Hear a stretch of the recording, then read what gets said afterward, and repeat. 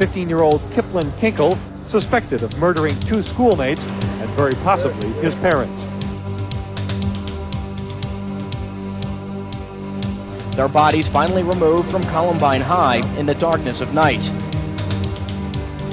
The devastating effects of psychotropic drugs like Ritalin and Prozac on school children has riveted public attention.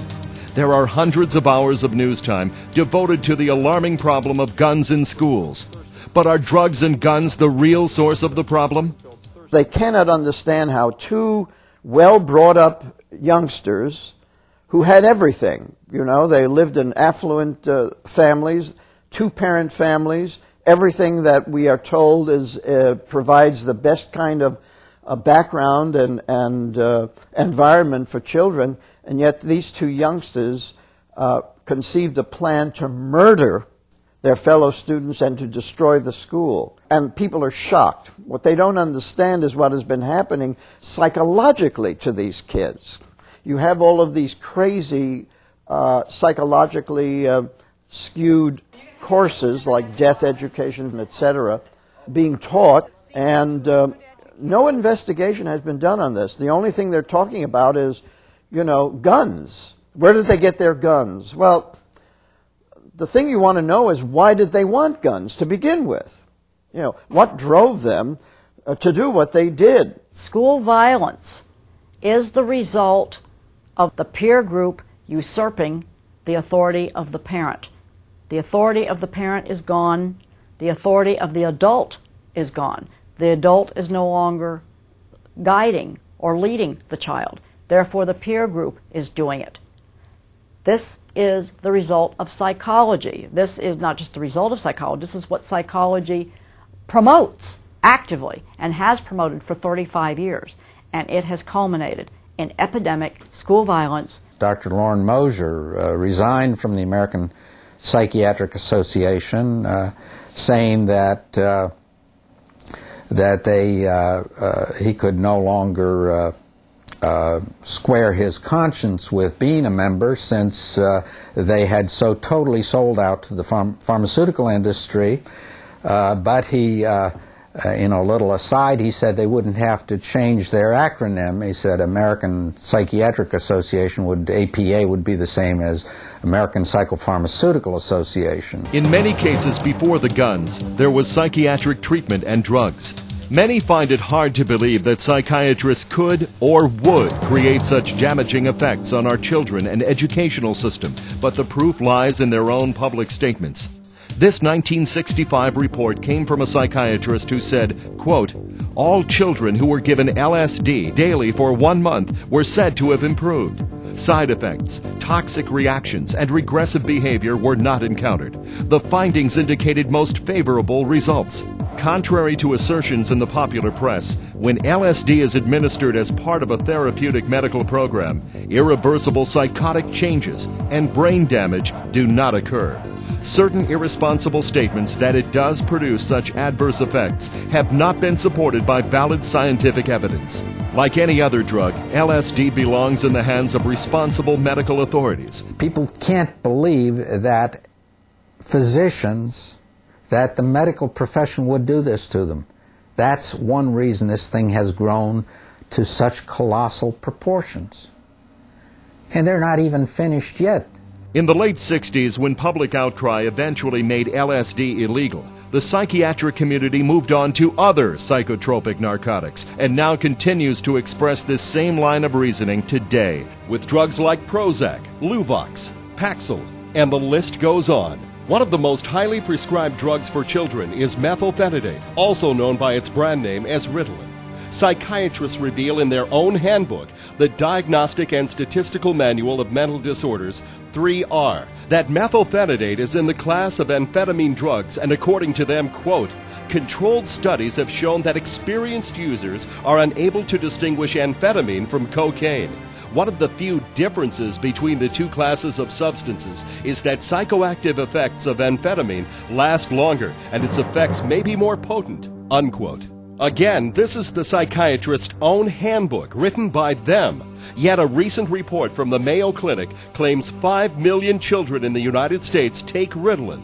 And because of public outcry, the American Psychiatric Association has modified their statements in recent editions of DSM. The drugs cannot get into the mouths of children without the help of psychiatrists and psychologists. But how do they continue to do this despite their own admission that the drugs are harmful? PCP was put out as a drug that was considered to be very safe and effective, and yet find a police officer anywhere today that's going to believe that. And you won't. If we've made this kind of mistake in the past, I believe firmly that we're just as capable of making that bad a mistake now, or worse. And yet, people are continuing to take these medications, and they're putting their children on them.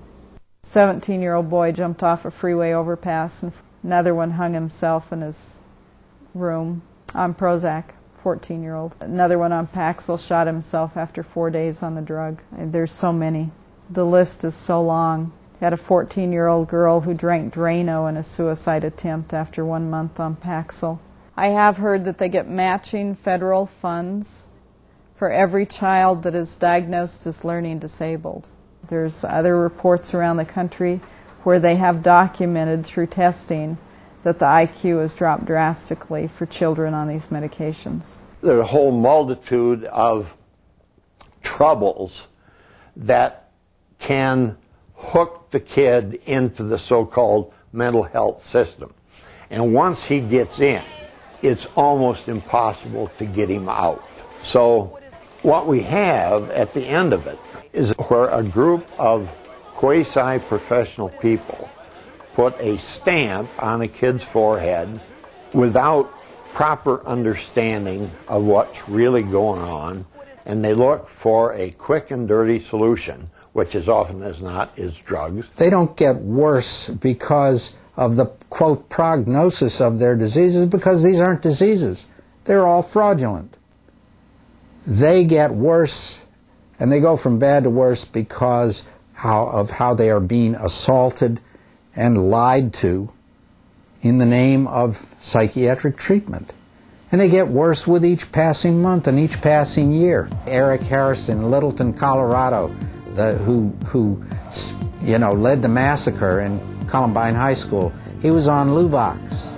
The youngster in Conyers, Georgia, T.J. Solomon, was on Ritalin.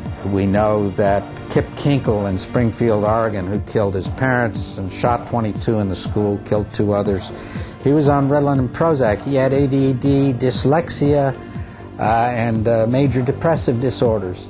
Not one of them a real disease. The children are blamed, and then the children are victimized for profit by labeling them with these pseudoscientific psychiatric labels and then by drugging them.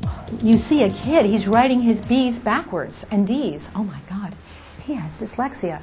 I'm sorry, he doesn't have dyslexia. You know, give him something. You know, I have the guys when they do that. I mean, there's games you can play, there's activities you can do which break it, and it breaks it right away. It takes, it doesn't take any time at all. And the kid stops doing it. He doesn't do it anymore. Well, what happened to dyslexia? Just listen to the word dyslexia. Doesn't that sound kind of scary? And if you see how it's written, it's got an X in it. It's like these things are made to seem like they're these things that you couldn't possibly know about, you couldn't possibly understand as a layperson. Baloney. It just isn't true. Among these courses that they're now teaching, you have death education, where children are required to write their own obituaries. They visit cemeteries, funeral parlors. This is very depressing stuff. And you have suicide education, values clarification, situational ethics, and not to mention sex education and drug education. And incidentally, the drug education isn't very effective because there are 4 million kids on Ritalin in American schools, so they're not saying no to drugs. They're saying yes to drugs every morning in school. And so if any of these kids who are now on Ritalin then are given another pill by a friend of theirs and told, hey, this pill will make you feel better, well, why should they say no? In other words, you're getting the kids used to taking pills that are mind-altering, feeling altering, emotion altering, and this is the first step toward drug addiction, I believe. ADHD and whatever psychotropic is the biggest single fraud of this century. The pharmaceutical companies make the drugs. The psychiatrists and psychologists push the drugs. The influence of psychology, of behavioral psychology, in education today really is what has caused, I would say, the downfall of American education. 911, where's your emergency? There's been a shot at Westside High School, Middle School. Been what? There's been a shot at Westside Middle School. Okay, all right. We need an ambulance as soon as possible. Okay, hold on just a second, ma'am. Do you know who done the shooting? No, we do not. Okay, was it another student, or do you know? I don't know. Okay. We get an ambulance as soon as possible. Ma'am, we've got an ambulance in way. There's been blood loss. There's lots of blood loss. Okay, we will get someone out there. Thank you very much. 911, where's your emergency? Yes, we have an emergency at Westside Middle School. Ma'am, we've got everybody en route. Everybody's en route. Okay, just be somewhere where it's safe. Okay. Stay inside. Okay. Stay inside, okay? Guns and drugs are not the source of the problem. If you have children in school, make it clear to the teachers and school officials that you refuse to have your child referred to any psychologist or psychiatrist or be put on psychiatric drugs for any reason whatsoever. Healthy children are often curious, active, and adventurous, but may need additional academic tools. If your child is being targeted as having a learning or emotional disability, don't allow them to be labeled. Seek an educational, disciplinary, or non-psychiatric medical or nutritional answer. A back-to-basics solution can always be found.